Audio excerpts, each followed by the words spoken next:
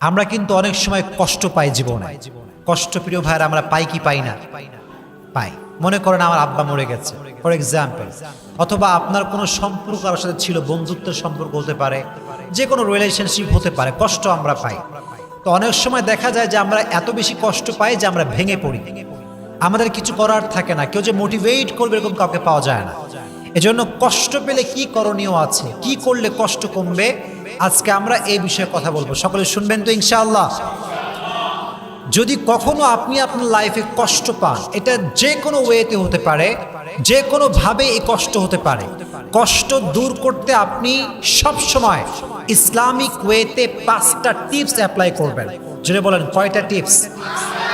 আমি আপনাকে মোটিভেট করার জন্য বলছি, 5টা টিপস যদি কেউ কষ্ট পাওয়ার পরে অ্যাপ্লাই করে, আশা করা যায় তার জীবনে আর কোনো কষ্ট থাকবে না। সকলেই বলেন ইনশাআল্লাহ।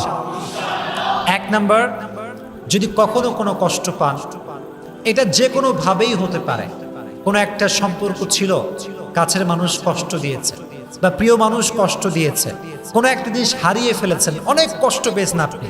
প্রথমে আপনি যে কাজটা করবেন সেটা হচ্ছে you have to put your trust on your Lord. আল্লাহর উপরে ভরসা রাখতে হবে যে আমার লাইফে ভালো যা ঘটে, খারাপ যা ঘটে, এটা সব কিছুই ক্ষমতা একজনের হাতে। তিনি কে?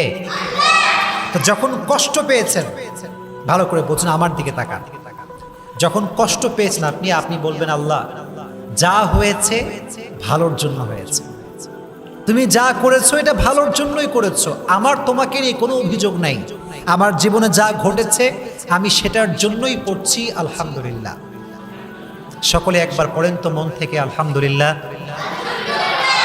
Put your trust on your Lord. আল্লাহর উপরে বিশ্বাস করেন যে আল্লাহ, আমার জীবনে যা তুমি ঘটাবা এটা নেওয়ার জন্য আমি প্রস্তুত, এটা আমি মন থেকে মেনে নিলাম। দেখবেন আপনার ভালো মন্দ সব কিছু যখন আপনি আল্লাহর উপরে ছেড়ে দিবেন যে আল্লাহ যা করেছে ভালোর জন্যই করেছে, দেখবেন যে আপনার যেই পেইন, আপনার যে কষ্ট, এটা অটোমেটিক্যালি হালকা হয়ে যাবে। সুবহানাল্লাহ পড়েন।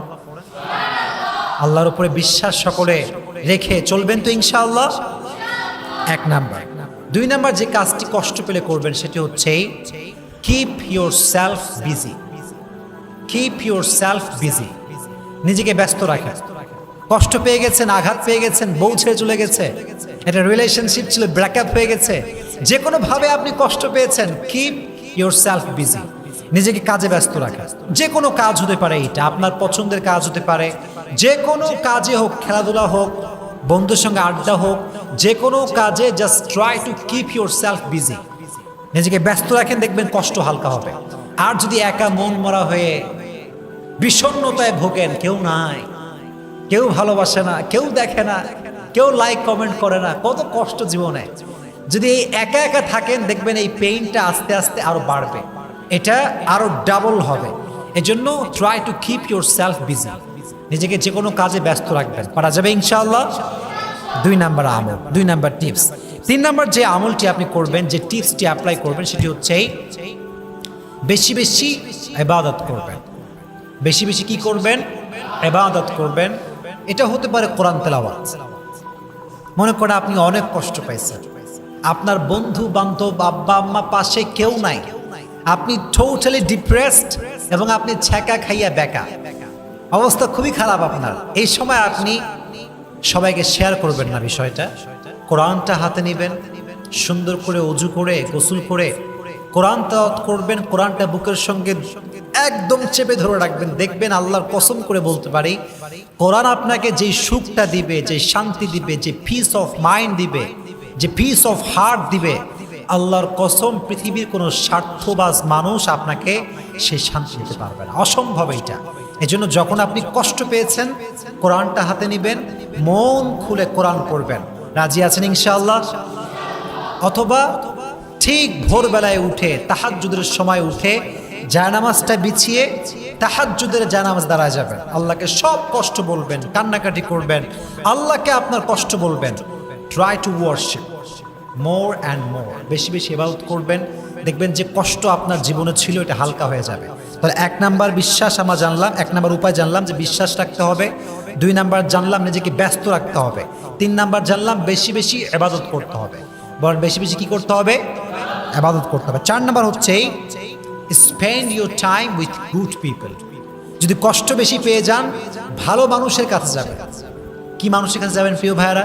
ভালো মানুষ যারা, যাদের চরিত্র ভালো, আচার আচরণ ভালো। এটা বেশিরভাগ ক্ষেত্রে আলেম ওলামার মাঝে পাওয়া যায়। স্কলার যারা, তারা ভালো চরিত্রের হয়। হুজুরদের কাছে যাবেন, ইমাম সাহেবের কাছে যাবেন, কথা বলবেন, দেখবেন মনটা অনেক হালকা হবে। এই তো যখন কষ্ট পাবেন, তখন আপনার সময়টা আপনি খারাপ জায়গায় দিবেন না, গান শুনবেন না, মোবাইল ফোনে বাজে ভিডিও দেখবেন না, ভালো মানুষের কাছে গিয়ে সময়টা কাটাবেন। রাজি আছেন ইনশাআল্লাহ? 4 নাম্বার। 5 নাম্বার, এটি খুবই গুরুত্বপূর্ণ এবং এটি শেষ টিপস, সেটি হচ্ছে spend your time with your parents. আব্বা আম্মার সঙ্গে সময় কাটাবেন।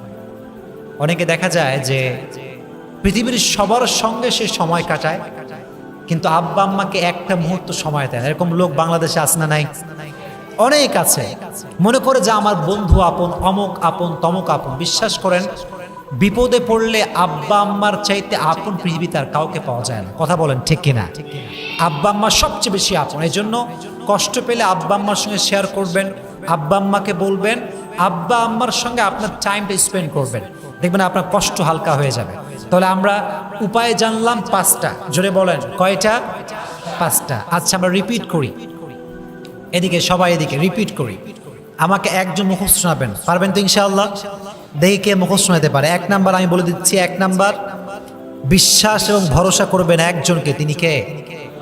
হায় এত মরা, জোরে বলেন কে?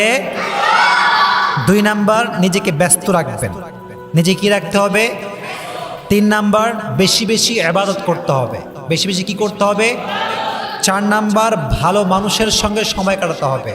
আর 5 নাম্বার হচ্ছে আব্বা আম্মার সঙ্গে সময় কাটাতে হবে। আচ্ছা, কেউ কি আছে আমাকে বলতে পারে 5টা? আচ্ছা বলো, আমি সাহায্য করব। কেউ নাই? কেউ নাই? মুখস্থ করে নাই কেউ? আচ্ছা, 1 নাম্বার বিশ্বাস রাখতে হবে। সবাই বলেন 1 নাম্বার কি রাখতে হবে? 2 নাম্বার নিজেকে, মাশাআল্লাহ। 3 নাম্বার বেশি বেশি, বাচ্চাদের ব্রেইন বেশি, তোমাদের ব্রেইনে তোমরা মগা। 3 নাম্বার বেশি বেশি কি করতে হবে? ইবাদত করতে হবে। মজা করলাম। 4 নাম্বার হচ্ছে ভালো মানুষের সঙ্গে, এই তো মাশাআল্লাহ। 5 নাম্বার বাবা মায়ের সঙ্গে সময় কাটাতে হবে। দেখছেন, এই বাচ্চাদের নলেজ বেশি, মাশাআল্লাহ। তো আল্লাহ যেন আমাদের সবাইকে এই কাজগুলো মানা এবং বোঝার এবং আমল করার তৌফিক দান করে। আমরা সকলেই পড়ি আমিন।